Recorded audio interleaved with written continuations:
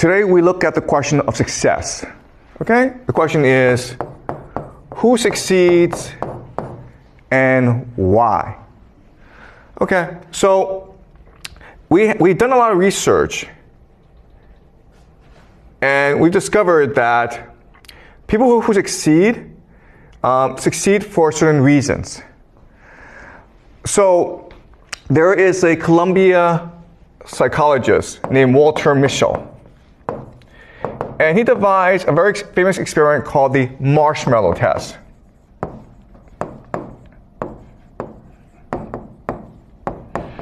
In the marshmallow test, it's very, very easy, okay? So imagine a room, and I invite a 4-year-old or a 5-year-old to come into this room and have a conversation with him or her.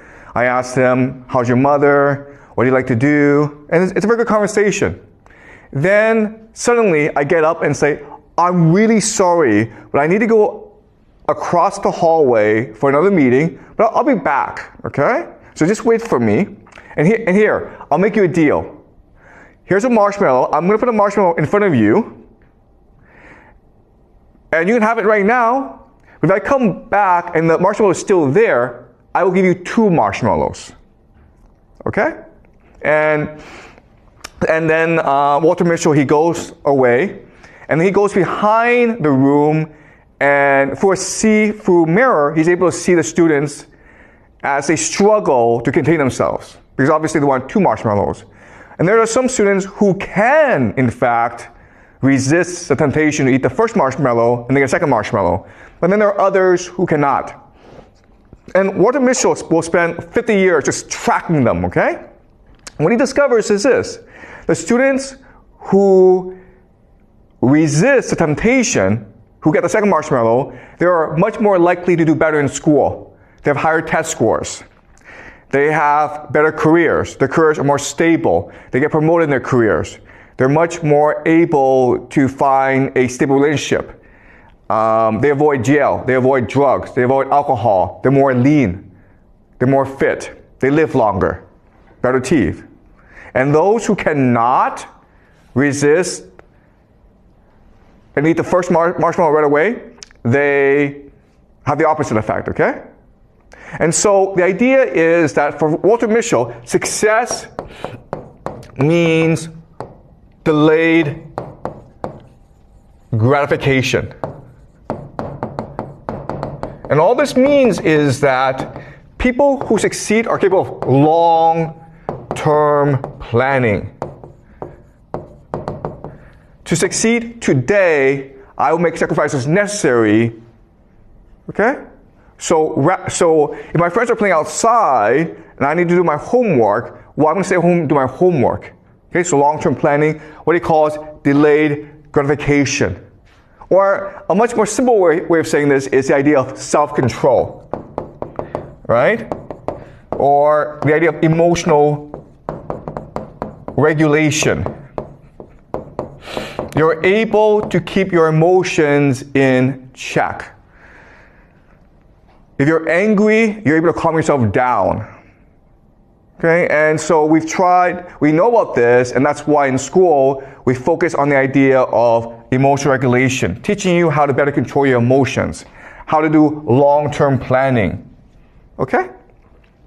So that's one theory of success. Another theory of success comes to us from another psychologist named Carol Dweck, and she's at Stanford. And she wrote a book called Mindset. Okay? And what she tells us is that those who succeed in life have a growth mindset.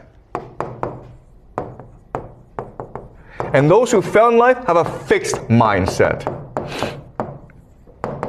Okay? And it's not hard, okay? The idea is resilience. Those who have a growth mindset, if they fall or they fail, they say to themselves, this is an opportunity for me to learn. So I'm going to think about what I did wrong. Next time, I'll do better. And a fixed mindset are people who cannot accept the idea of failure, who think that it's because they're not capable of improving, and therefore they give up.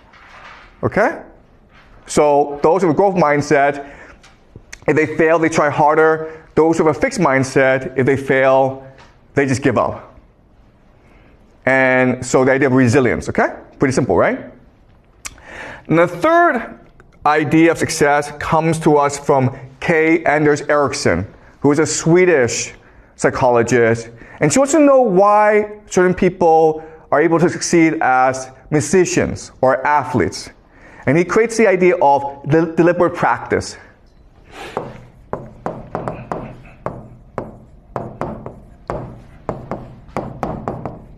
Okay? So what he found is that people who want to become athletes or musicians, they work really hard. They practice every day. But the people who succeed practice strategically. Okay? So those who work hard just work a long time. But those who work strategically have a plan. The plan is this. What are my goals? How can I achieve these goals? And then how do I improve my plan? Okay? So they're examining their own practices. And they're trying to figure out where the weaknesses are, where they can improve. Then set a plan on how to improve, and then they follow this plan. And if this plan helps them improve, they stick to the plan. But if the plan doesn't really work, they change the plan as well. Okay? So this is the idea of self-reflection. Or self-assessment. Constantly thinking about how you are as a student and figure out how to improve your own learning strategies. And what K. Anders Ericsson discovered is that if you do this, you'll succeed at anything. And this is true, okay? And the reason why we know it's true is there are two American psychologists named Dunning and Kruger. There's something, the Dunning-Kruger effect. And so what they did was this. They ran an experiment. They had 500 students in their psychology class, first year university. They made every student take an IQ test. And then after they took the IQ test, they asked each student, how do you think you did on the IQ test? Do you place in the top 5% or the bottom 5%? And it turns out that no one got the ranking correct. Okay? So those who were in the top 5% in terms of IQ thought they were maybe in the top 20%. Because for them it was easy, so they assumed for everyone else it was easy as well. But what was dramatic is that those who scored the lowest thought they were average. Okay? So the worst 5% in the class thought they were in the top 50% or just average. And the reason why is those people who are stupid lack the capacity to know they're stupid. Okay? So what Dunning-Kruger discovered is that the hardest part of being a student is to assess yourself properly, to know exactly where you stand and how to improve. Those who are stupid are often the most confident in the world. That's what's called the Dunning-Kruger effect. And this helps us explain why the world is why it is. Because often the people in power are stupid. They don't know they're stupid. They're overconfident. And they do stupid things like Donald Trump. Okay? All right? All right, so now we have these three theories, right? We have self-control. We have resilience. And we have self-assessment. And so as educators, as schools, what we can do is devise strategies and curriculum to help students all succeed. Correct, right? The problem is that when we actually try this, it doesn't work. Okay? If you take a bad student and you teach him self-control, resilience, and self-assessment, the student doesn't actually get better.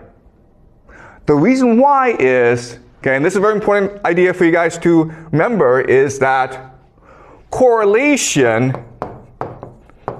does not equal causation. Okay?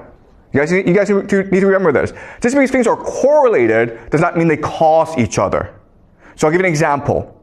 We know that successful people, they get up early in the morning. Okay? They get up at 4 o'clock in the morning. But just because you get up at 4 o'clock in the morning does not mean you succeed. Okay? Just because you work hard, just because you're resilient, just because you have growth mindset does not mean you'll succeed. But if you're successful, you'll get up early in the morning because you are more motivated. If you're successful in life, you will have more self-control. You will have more resilience. You'll be more humble. Okay, does that make sense? So if you're rich, guess what happens? You become successful. And therefore, you will have growth mindset, self-control, deliberate practice. Okay, does that make sense? But just because you have growth mindset, deliberate practice, and resilience does not mean you'll succeed. Okay? So the question for us is, why does this happen? And ultimately, who succeeds?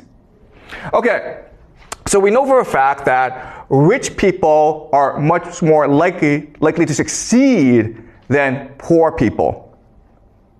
And in fact, what we know from macroeconomic studies is that school doesn't really matter. Doesn't matter how well you do in school. If your parents are rich, you'll be successful in life. If your parents are poor, you will not be successful in life. Okay? So what's the difference? Okay, so now let's look at parenting strategies between rich and poor. Okay? So there are lots of differences, but let's focus on 3 major differences. The first major difference is that rich parents speak to their kids more than poor parents. Okay? High vocabulary, low vocabulary. When rich parents speak to the kids, rich parents will use higher vocabulary, longer sentences. Poor parents will just be no, yes, go away. Okay? Another major difference is in attitude. Okay? So rich parents use a friendly attitude, and poor parents use an authoritarian or command attitude. So for example, if you are a rich kid and you go and touch a stove, okay, and you burn your hand, the rich parent will say, listen, you made a mistake, don't worry about it. Let me explain to you why touching a fire is bad for you. Because you'll burn yourself, and you might have to go to a doctor, and we will feel pain if you hurt yourself, okay? So the rich parent will spend a lot of time explaining to the child why this is wrong and how not to do it again. The poor parent is like, don't you ever do that again or I'll beat the crap out of you. Okay? Don't do that. Pretty simple, okay?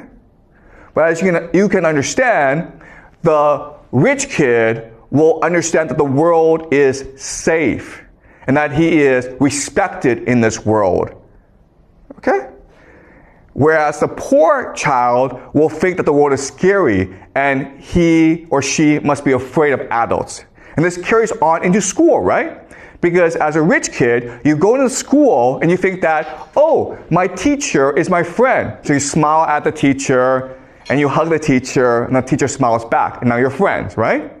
But if you're a poor kid and you see the teacher, you're afraid to look at the teacher.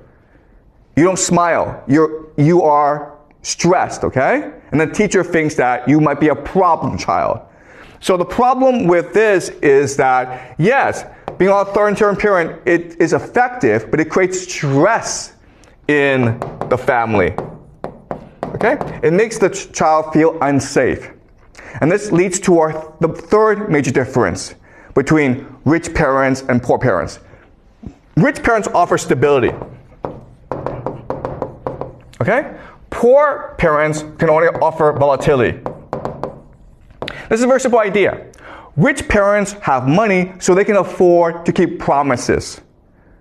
So I'm a rich parent, I say to my child, okay, next week we'll go to Thailand for vacation. Guess what? Next week you guys go to Thailand for vacation. But if you're a poor parent, money is always an issue. So it's hard for you to keep promises, right? So it's like, next week we'll go to McDonald's for lunch, but your paycheck is not enough, so you're like, sorry, we can't go anymore. Okay? And now, because of these different parenting styles, we understand why rich kids behave different from poor kids, right? So let's look at the idea of self-control. Right? Self-control. What is the marshmallow test? Marshmallow test is not a test of self-control. It's a test of your trust in others, right? If you believe that the teacher who goes outside, if you believe that he or she comes back and will keep his or her promise, then you will not eat that marshmallow. But if you think that this teacher is lying to me, then you're not going to eat that marshmallow. Then you will eat that marshmallow, right? So it's not really about self-control. It's about your belief and trust in authority figures, right? So if you're rich, you have stability. But if you're poor, you don't have stability. So you're actually better off eating that marshmallow rather than waiting for that second marshmallow. Because guess what? Most of the time, you will not get that second marshmallow. Okay, do you understand? So it's not that poor kids are stupid. Poor kids are rational, and they're responding to the circumstances that they live in. Okay? And resilience, right? Well, the idea of resilience is that you believe that the world will help you. Right? So if you're rich and you believe that everyone helps you, you can be resilient. Because if you fail, someone will help you get up. If you're poor, if you fail, that probably tells you you shouldn't be doing this. Okay? You probably won't succeed doing this. So you don't have much confidence in others. Okay? And the idea of self-assessment, right? Looking inward. Well, if you're a poor child who lives under a lot of stress, it's hard for you to be self-reflective. Because if you look back at yourself, all you can think about is your pain and your stress. Okay? So from these different parenting strategies, we can now explain why different students behave the way they do. This, of course, may lead you to think, okay, well then, rather than construct our schools around self-control, resilience, and self-reflection, we should construct our schools around better parenting skills, okay? Which means that, hey, let's construct schools where kids are exposed to a lot of vocabulary, where teachers are friendly, and where there's a lot of stability, okay? And we've tried this, and it's more effective, but it doesn't really work either. Why? Because the kids come in too late. A lot of their worldview is already established.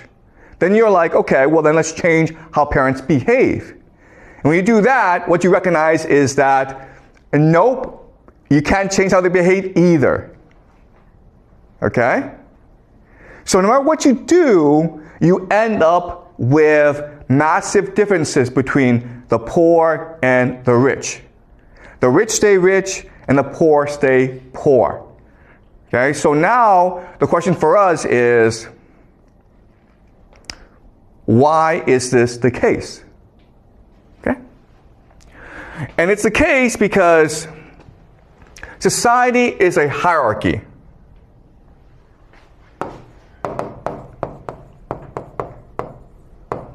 Okay, and the hierarchy is usually divided between the rich and the poor.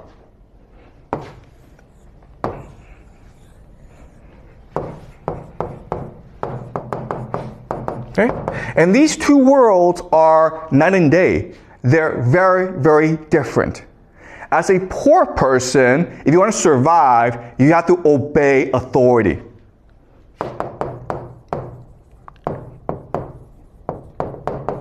Okay? But if you're a rich person, the way that you get along with others, the way that you maximize your outcome is by negotiating with others. Okay? Negotiating.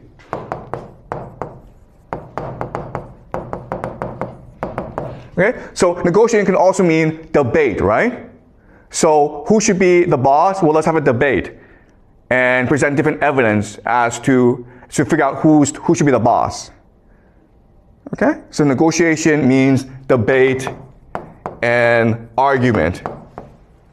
So this helps us understand why different parents parent their child differently.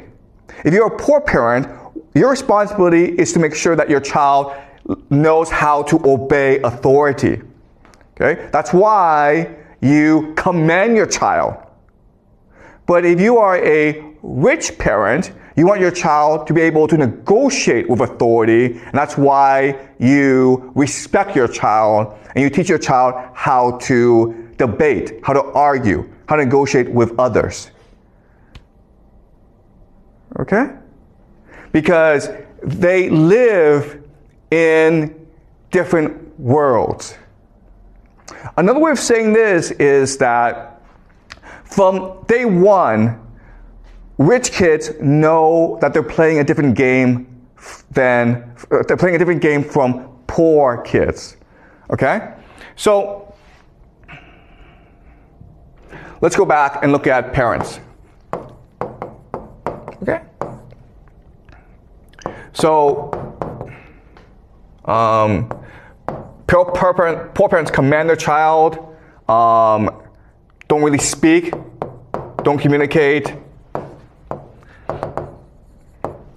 and don't keep promises, okay?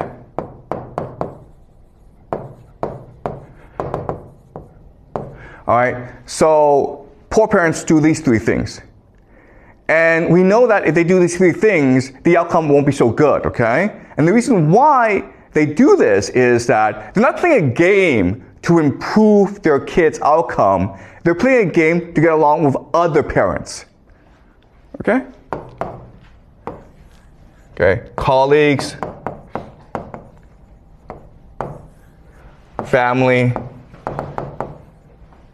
okay, authority. Okay, so another way of saying this is this: police, boss, okay, family, okay? All right, so as a parent, you're trying to figure out how to negotiate with the police, with your boss, and with your family. So if you're a poor person, and the police knows you're a poor person, the police is gonna bully you. And if you fight back, the police will probably put you in jail. Okay? So it's very important that you accept authority. You don't challenge authority, because if you do, you're probably getting into trouble. Your boss, right? If you're a poor person, your boss will just command you about.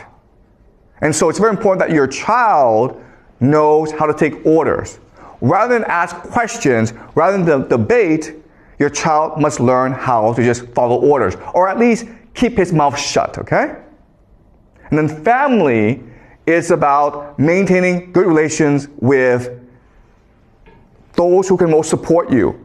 And that often means the same values.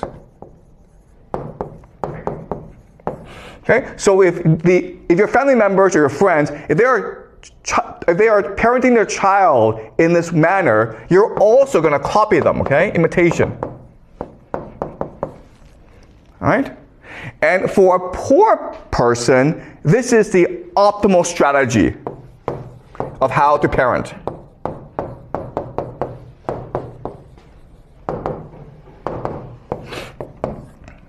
Okay? Does it make sense, guys? Because if you do it another way, okay? If you choose to be a friend to your child, if you choose to communicate, if you choose to keep your promises, then your friends and your family will think that you're doing something wrong. You understand? They won't think, oh my God, you are an enlightened parent who's read a lot of parenting books and great for you. They're going to think there's something wrong with you. Okay? So let me give you an example of this. So, my wife and I have 3 kids, okay? My parenting style. So my wife and I have 3 kids. And this is how we parent our kid, okay? First of all, we give our child a lot of freedom.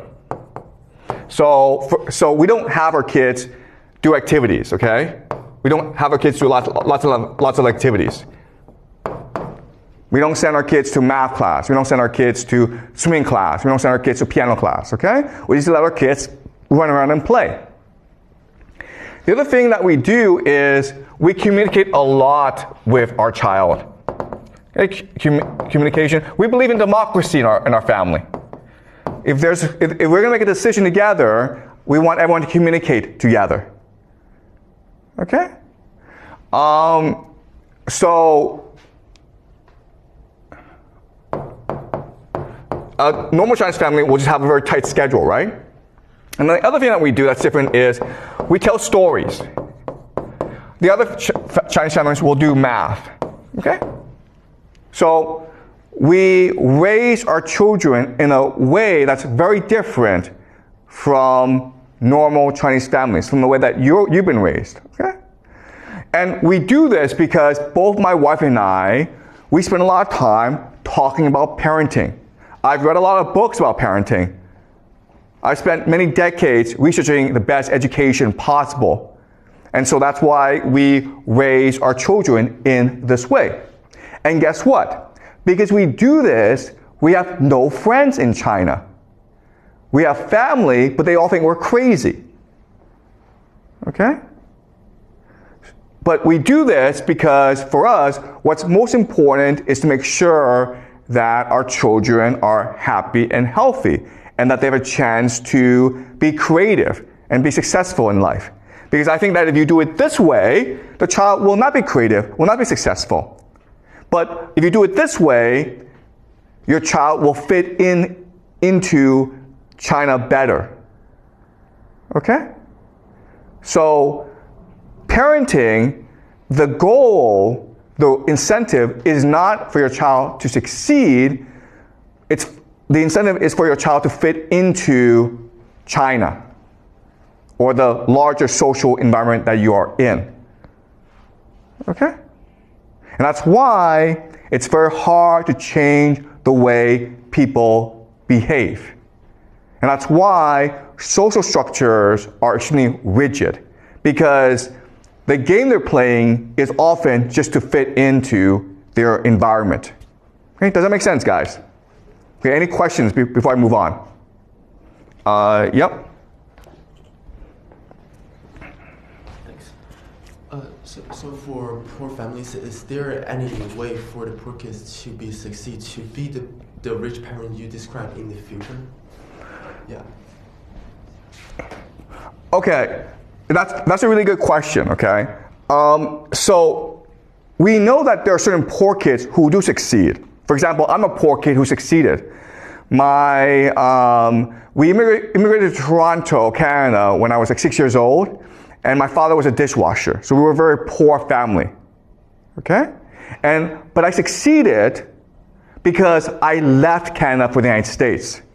So Canada is a very rigid place where poor people basically move up a bit, but not too far. But I was able to succeed because I was able to get a scholarship to go study in the United States. Okay, so there are opportunities. The problem, though, is that it means leaving your community. Okay, does that make sense? So one way to succeed is to abandon your community.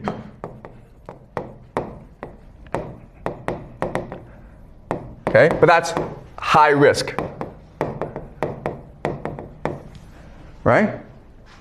So you have to be extremely individualistic to take such a risk. So that's why most people don't do it. Because if you think about it, the safest option for you is to stay within your community. That's what's going to guarantee you the best outcome. But if you choose to abandon your community and just say, you know what, I'm going to go somewhere else and try my luck, that's taking a really high risk, okay? So to succeed, you have to take high risk. So another possibility is war. That traditionally, historically, has been the best mechanism of social mobility. When you go fight a war and you do really well, you'll get promoted in life. Okay? But again, war is high risk because chances are you'll get killed. Okay? So not just war, but also revolution. Right? Okay? And of course, the best way, of course, is to marrying up. Okay? And that's why, remember in our very first class, we talked about the dating game, right? Where women only want 5 and 4. Okay? The reason why is that 5 and 4 are high status and 3, 2, 1 are low status. So if you're a woman, you don't want to marry into a low status family because your children will be screwed over. Okay? Your best option is to take a risk, gamble into a high status and marry. You want to try to marry into a high status family. Okay? So traditionally, war and marrying up are the two major mechanisms of social mobility. In today's world, abandoning community can also lead to success. Okay, basically immigrating to a place that offers more social mobility, which often means the United States. Okay, but another way of saying this is you have to get really lucky, guys. Okay, so there's lots of poor people who think that, you know, I succeeded because I worked hard and I'm really talented. Look, I was born poor. I lucked into Yale. Okay, it's luck. You can work as hard as you want, but the chances are against you. Okay? And it takes a certain personality, which is you're really individualistic, you're very ambitious, and you have high risk tolerance. Most people don't have that, okay? So yes, there are certain people who, despite their background, they're able to succeed. But that's often the exception to the rule, as opposed to the rule itself. Okay, so thank you. Is this clear? Yeah. Okay, any more questions, guys, before I move on? Okay.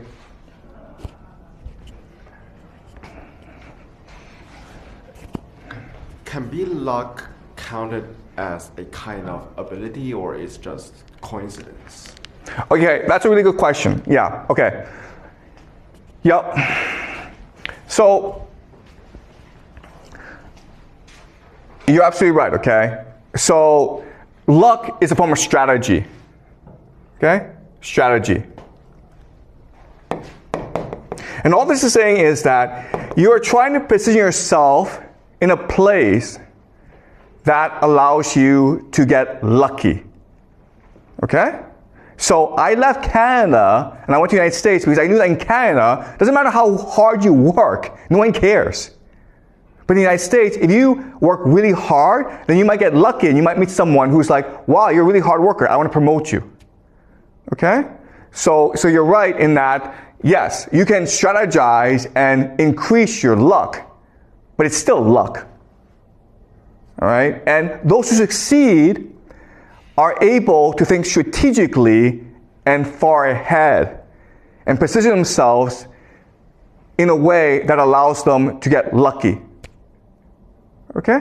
And they often have the characteristics that we talked about, like self-control, resilience, and the ability to look inward and better understand what you're good at. Okay? So it takes a combination of factors. But the point I'm trying to make is that these people are only a minority, okay? 1% of the population, really. Okay? And they still depend on luck. Any more questions before I move on? Okay. So this leads us to a question, which is, okay, well, the way that I frame everything, okay, you have poor and you have rich. And as discussed, they live in their own worlds, and they don't really connect with each other. They have different parenting strategies, they have different outlooks. The rich stay with themselves, the poor stay amongst themselves. So this looks like a very stable system, right? Stability. Or the word we can use is equilibrium.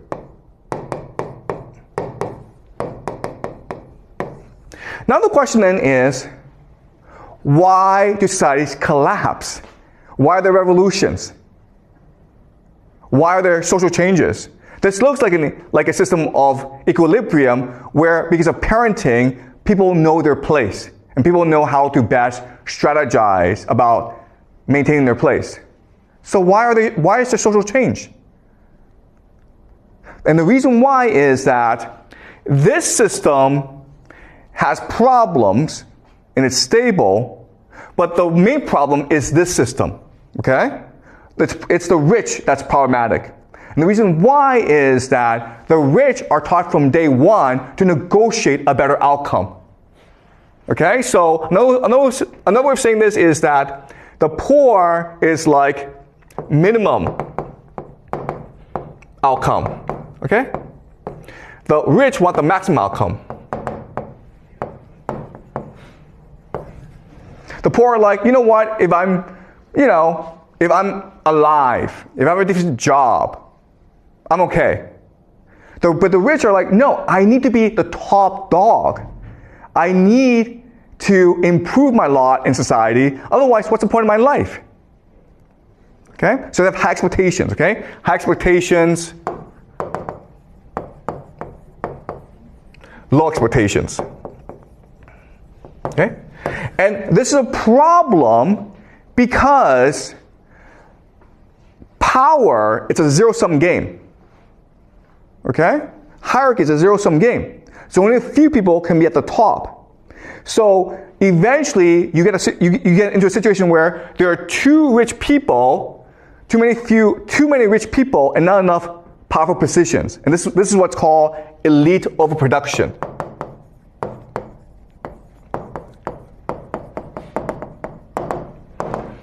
Okay? And then what happens here is that in order to get power, certain factions of the rich will align with certain factions of the poor against the powers that be. Okay? So all revolutions are always between the half a lot versus half some. It's never between rich and poor. It's always between half a lot and half some. So the people who led the Chinese Revolution, right? People like Mao Zedong, Zhou Enlai, Deng Xiaoping, they were not poor people. They didn't come from poor families. But they weren't rich enough, okay? So the Chinese Revolution was really between the urban elite versus the rural elite. Okay, the half a lot versus half some. If you look at every revolution in human history, that's always been the case. Okay? If you go back to Chinese history and you look at all these revolutions that started in China, it was always led by the middle class or the aspirational class, usually merchants, right? Merchants. Because they were discriminated heavily in society, but they had money. And they wanted to transform their money into power. And so when times were bad, when people were looking for change, they took the initiative and led people into revolution. Okay? Okay, does it make sense, guys? All right, any questions?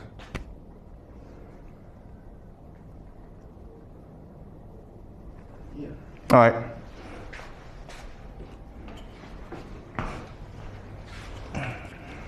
So you said the revolution was initially within those rich people. So how could they lead the poor people to follow them to start the revolution? Because revolution need a huge amount of people, like the public face to initiate. Okay.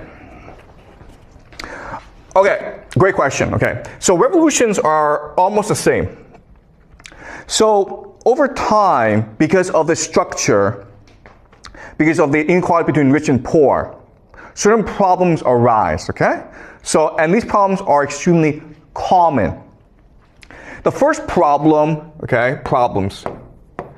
The first problem is indebtedness.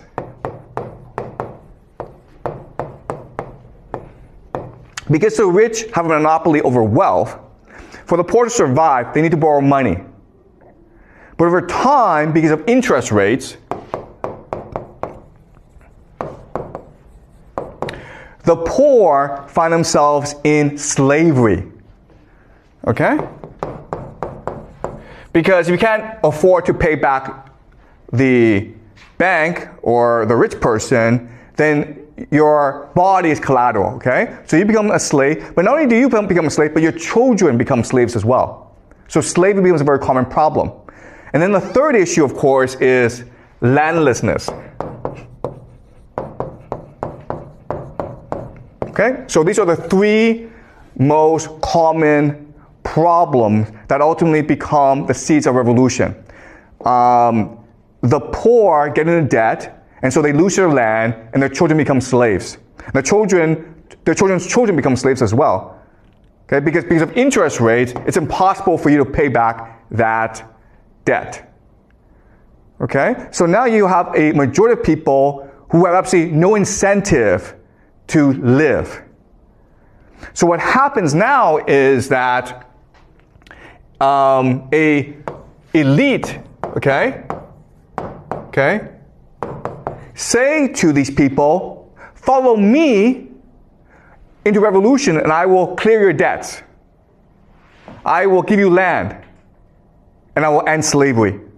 And that's it. Okay? Every single revolution has been like this.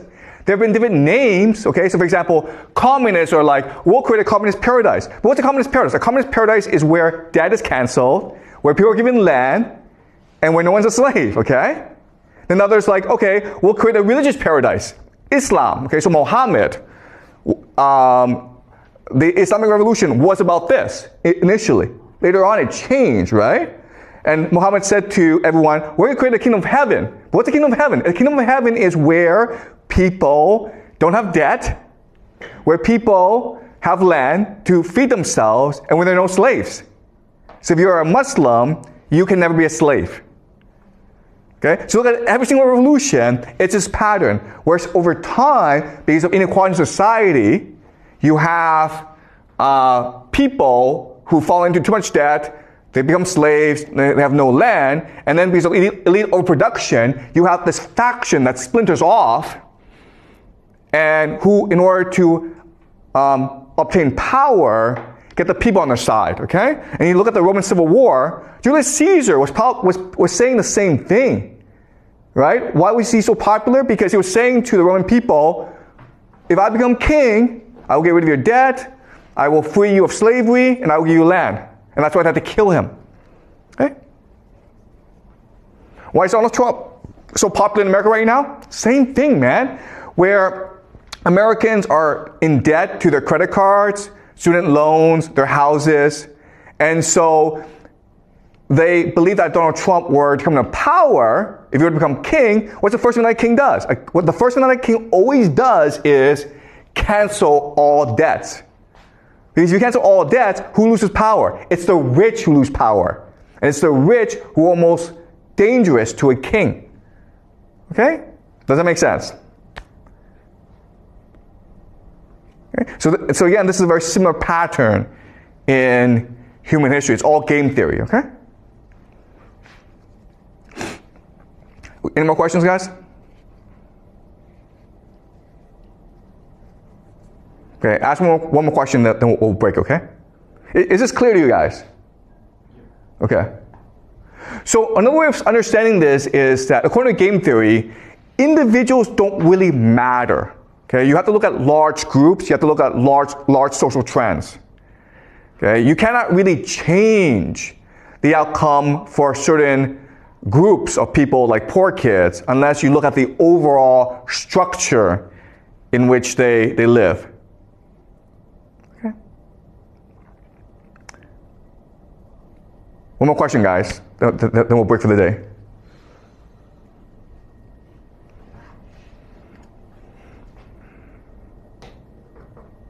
Yeah, Alan?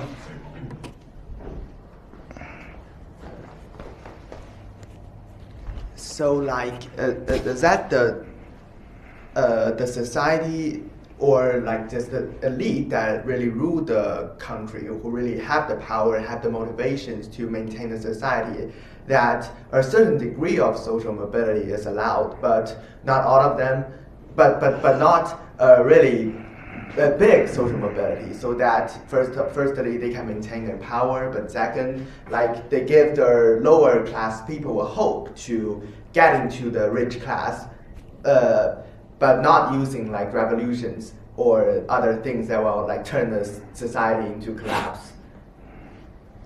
Okay, yeah. Okay, look, you're absolutely right. So social mobility is really the best form of governance, right?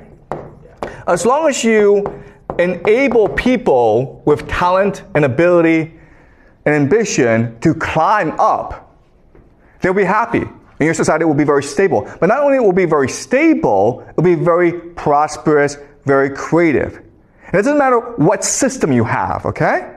So the example is, okay, America in the 1950s was a democracy.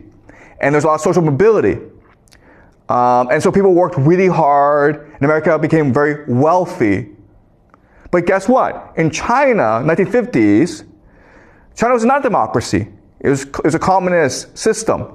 But in the 1950s, people worked really hard as well. Why? Because China was destroyed after decades of war, and there were lots of opportunities for social mobility. If you worked hard, you got promoted very quickly in the system. So even though it was a communist system, not a capitalist system, even though it was a command economy rather than democracy, people worked really hard because they thought that by working hard, they can improve their lives. So social mobility is the best form of governance. You don't need democracy, you don't need any system, okay? As long as you have social mobility, people will be happy. The problem, though, is that over time, less than a generation, all the positions of power are failed, okay? So the people with talent who made the country great, who made the country wealthy, when they get into power, they don't want people like them to replace them. They want their children to replace them. Okay? And over time, these children are a lot. So what happens is at the very top, all the positions are filled. And there's a waiting list as well. So if you are a poor person who works hard, really talented, unfortunately, all those positions at the top are filled already. And there's also a waiting list, so too bad. Okay? And again, you just look at Chinese history, right? Look at Chinese history, where at the beginning of the dynasty, you had all these talented people take the civil entrance examination, the keju, and these are really top people. But then what happens is that they have children, and they teach their children how to do on the keju, and then eventually they're like, you know what, we'll just cheat. So they corrupt the keju, and then eventually like, you know what, screw this. Whoever can pay to pass the keju will pass the keju. And then all the positions at the very top are filled. There's no more social mobility. So what do people do? They engage in revolution, right? So you look at Hong Xiuquan, right? He failed the keju, or there was no position at the top for him. So he believed he became the brother of Jesus, right? And he started this revolution that claimed tens of millions of lives in China. Why? Because there was no social mobility for him. 50 years ago, prior, he would have been a civil servant. Same thing for Mao Zedong, right? By the time that Mao Zedong became a university student, the Keju had been eliminated. So there's no way for him to climb the ladder anymore. Therefore, he had to start engaging in new ideas. Okay? So you're absolutely right in that social mobility is the best way to maintain social harmony, but people have children, and they want the children to succeed, and they will arrange a system in a way that only their children can succeed, which screws over every other children, everyone else, and so they have no choice but to overthrow the system, okay? Or another way of saying this is game reset. Game reset. And this is what a revolution is, okay? So another way of saying this is that 100 people are playing a game, 10 people are winning, and they keep on winning, and they can only win. So everyone else is like, screw this game, let's start a new game. And the 10 people are like, nope, we're happy playing this game. They can't agree, so the 90 people the only thing they can do is a revolution, which allows for game reset, which now again allows for social mobility. And that is the course of human history. Okay? Either you climb up the ladder. If they don't allow you to climb up the ladder, then you just break the game. Okay? So, but unfortunately, again, once you're in power, you want your children to inherit your power. And so you will rig the game in a way that only your children can succeed. Okay? And that's why the schools are the way they are. Okay? Schools for the rich are very different from schools for the poor, right? Schools for the rich, there's a lot of freedom, there's a lot of creativity, the teachers are very good. You go to poor schools and it's the complete opposite. And the reason why is the system is set up to make sure that certain people succeed and everyone else fails. Okay? Does that make sense, Alan? Okay, great. Any more questions, guys? All right, good. I'll see you guys next class, okay?